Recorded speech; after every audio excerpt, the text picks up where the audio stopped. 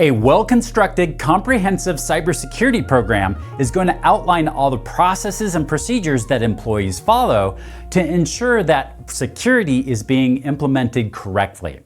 So in this module, we're going to take a look at operations and what functions need to be carried out to ensure proper security.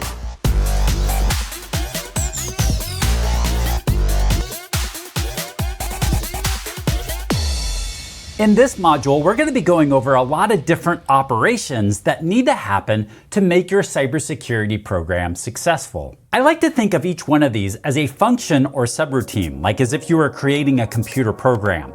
And that is, we are going to go through some sort of process, some sort of algorithm, some sort of function that's going to happen.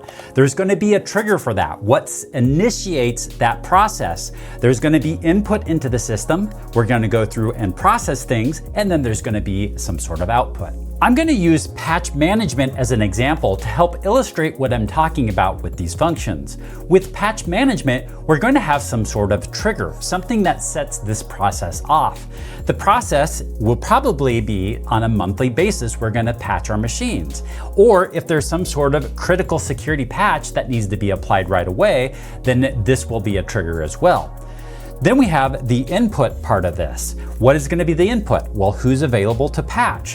Which systems are we patching? And what patches do we need to apply to those systems? And when are we going to make this all happen? So those are the inputs into the system. Then we have some sort of process that we're going to follow through, or we're going to follow to make sure that these systems get patched correctly. And the output, or the end result of all of this, is going to be that our systems are going to be patched, and for the most part, they're going to be secure and up to date. And here's a list of all the common functions that you could have as part of your cybersecurity program. These are the common ones that I see out there. And with each one of these, I would create a set of documentation outlining the process with it. And then I'd start following those processes and making sure my employees or whoever's doing the work is following those processes. And by doing that, we start getting a level of consistency with it.